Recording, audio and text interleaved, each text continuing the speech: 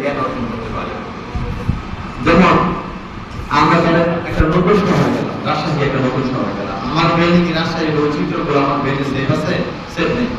তাহলে ওইখানে গিয়ে যাওয়ার পরে যখন আমি নতুন করে অনেক কিছু দেখলাম, জানলাম নতুন করে, তাহলে কি হইলো, আমার বাড়িতে একটা বিল্ডিং আমি করলাম, বিল্ডিং আমি একটা রুম বানাইলাম।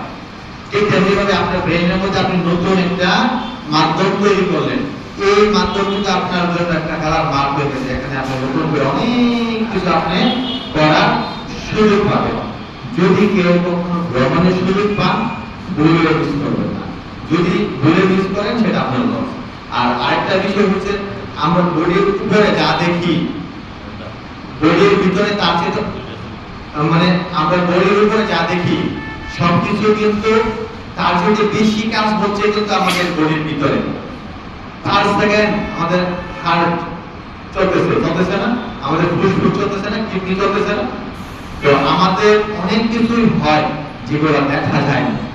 আপনাকে আপনার স্যার কিভাবে সহযোগিতা করে সবকিছু কিন্তু আপনি দেখেন না। এটার মানে কিন্তু এই না যে আসলে সহযোগিতা করে না। তা আপনি যখন আপনার কর্মীদের সহযোগিতা করবেন, তখন আপনাকে বড় করার জন্য, আপনাকে উপরে তোলার জন্য আপনার স্যারও আপনাকে সহযোগিতা করবেন। যেমন গত মাসে শান্তাকে বিয়ে পদোন্নতি দিয়েছে। এখন আমার চিন্তা করতেছে না যে কিভাবে আমি নাজমুল জিএম করব। আমি যখন আমি এজিএম, শাকিল এজিএম, যখন শাকিল এজিএম আমি এজিএম, তখন আমাকে এক পোস্ট করে নেওয়ার জন্য আমার স্যারেরা চিন্তা করছে না, আমার চিন্তা করতে করে কিন্তু আমাকে পদোন্নতি দিয়ে দিচ্ছে। তো আপনারা আপনাদের টিমের সবাইকে পদোন্নতি দেওয়ার চেষ্টা করবেন। আর আমাদের মধ্যে উপস্থিত হয়েছে জসিম। আসলে জসিমের দুইটা কথা আমি না বললে নয়, দুঃখ হয়, কষ্ট হয়।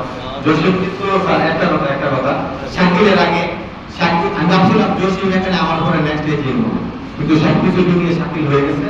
আমি এখন আমাদের অভিজিৎ বিলাল মাদারকে অনুরোধ করবো